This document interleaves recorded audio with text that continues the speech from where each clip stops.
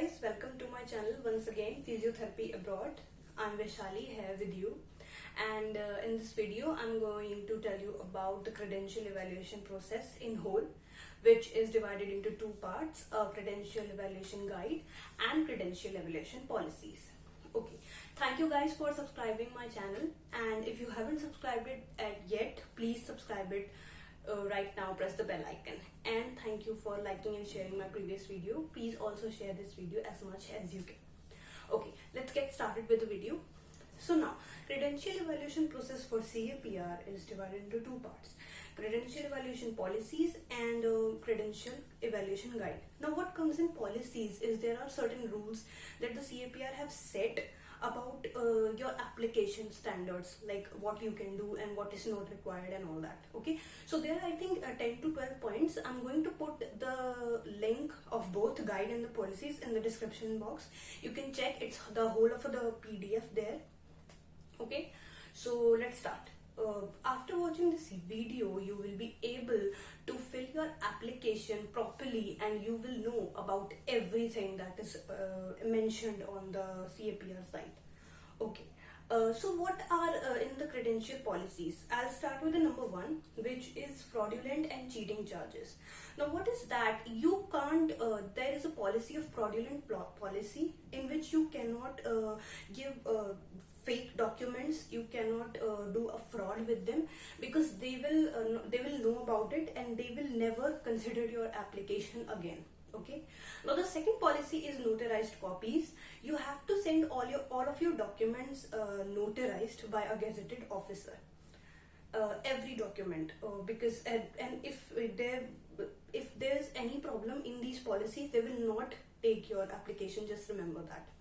The third one is language proficiency. Now what happens in that, you have to give the proof of your language proficiency, French or English, whatever you can, through the agency which you have given the exam, IELTS or TOEFL. You can say to them that you have to give my proof to the CAPR website, so please send it. Okay. The other one is translated documents. Now if your documents are not into English, you have to translate them into English, because they only accept the language English, and obviously guys, they won't understand your regional language, whatever it is. So you have to get your all documents in English. That is a must. Next one is incomplete application. You cannot send your incomplete applications and without any documents, if there's some documents missing and all, because they will like send it back to you, and they will also take a credential evaluation charges with you, which is very high. Okay, next one is graduation verification. Now if a person has done his internship and he hasn't received his degree yet, because of course we receive our degree 1 year afterwards, so if he wants to apply like so fast, so he can apply, but he has to show a graduation verification form which will send by the college to the CAPR. Okay, the next one is distance learning. Guys, CAPR does not accept the distance learning like education about physiotherapy, because they think that physiotherapy is a profession in which practical hours, internships and theory classes are important. Next policy is about expiration of credentials. Now guys, if you get past to your credential level, then you have to give the exam immediately. You have the time of 2 years to give the exam. After that, your credentials will expire and you have to apply again. Okay, next one is supervised clinical hours. Now what happens in that, you have to show that you have volunteering and internship in and you have particular hours of internship, which is 1025 hours of internship, which you must have to apply, in which musculoskeletal must contain 100, neuro must contain 100, cardio must contain 40 hours. Okay. Next one is appeal policy. Now if some student is not happy with the decision of credential evaluation, that someone got rejected, so he can also draw an appeal policy, which will they will reconsider the international applicant's application, and they will decide on it with talking to him. The next one is credentializing eligibility policy. Now what is the eligibility for credentializing, which is obviously when you get through your bachelor's, you can apply for that for credential evaluation. Okay, rather than this, there are two more policies, but I don't think they are important. But you should go through with them. You can also go on through the link which I have given in the description box. Okay, now the whole process of documents. Credentializing process basically take times of 10 to 12 weeks. When you give your application, they will reply to you in 10 to 12 weeks and they will give you the result in 10 to 12 weeks. Okay, so there is a guide proper in the PDF which will be in the description box, the link. It also contains the provincial info, the territories info, the email ID, the phone numbers of particular territories. So you can like see their website and you can choose which territory I want to go. You should go on through that first. Okay, so you have to go through the regulator college of whichever territory you want to go.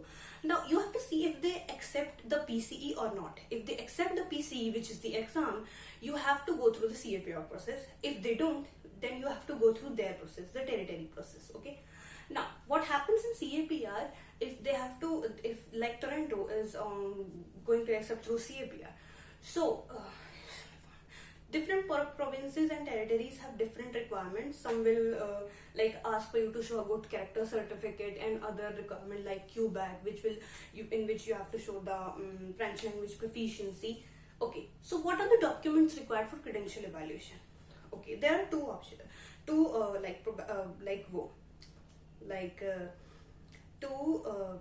statistics probably.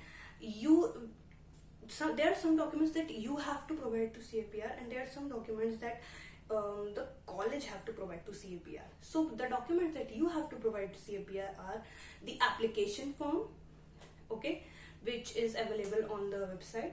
The fees of the whole application is around $1,088 plus the $75 charges of the credit card and some miscellaneous charges, which contain the notarization of all the documents and all. The next thing is the identity documents, which is available in Form C. There's a particular list of the documents that you can show, the passport, Aadhaar card or whatever. You have to choose between them and you have to attach a copy, what document you want to give, passport you want to give. So you have to attach the passport, a photo state or a copy in it with the documents. Okay. The next thing is legal name change certificate. If you have changed your name, guys, legally you have to show that yes, I have changed my name legally in a paper or something like that. Okay. Next one is notarized copy of degree certificate required. If you have got your degree, so you have to give the notarized certificate Xerox or a copy of your degree with the documents. Next one is Form B, application checklist. Now Form B you have to submit. It will also be on the CAPR website, in which there is an application checklist, like what all the documents you have like sent to them. So you have to check on that. Yes, I have sent like that. Okay, so extra document also you can like give into that if you have done something extra like that in support of that. Okay. Now these were the documents that you have to give to the CAPR application. Now the college also have to give the documents of yours to the CAPR in a sealed envelope. Okay. Now those documents are Form D, which is which are the mark sheets that you have you have got from the school in every year. They have to send your mark sheets to CAPR. Okay. And the transcripts. Now what is transcript, guide? Transcripts are particular papers in which all the documents which contain your particular subjects, your credits, your arts, your theory classes, all this. So your school, your college has to give it to them. Okay. The next one is documents required, all the theory and practical hours. Okay, so there is a particular document in which all the theory and particular hours of your every education, like electrotherapy and all that will be mentioned. Okay, these all are documents that are mentioned in the Form D. They'll tell you in the Form D that these are the documents, and your college will understand, okay, these are the documents and we know about them, because many students go, so they will understand. Maybe you are like getting new to this, because I was also like, oh my god, what is this? These are the documents, I don't know about them, but college will know. Okay. Graduation verification copy of internship certificate. Graduation verification is for the people, like I told in the policy, who have not got their degrees, so they have to give the graduation verification form. The college have to give the graduation verification form of that particular individual to the CAPR, that yes, he will graduate from my college in the next year. Okay, next one is copy of internship certificates. Your internship certificates which you have got in every semester in the 6-month internship, you have to give it to them. Not necessarily college, this one you also can give it to the CAPR website. Okay. Okay, I think all the documents are here.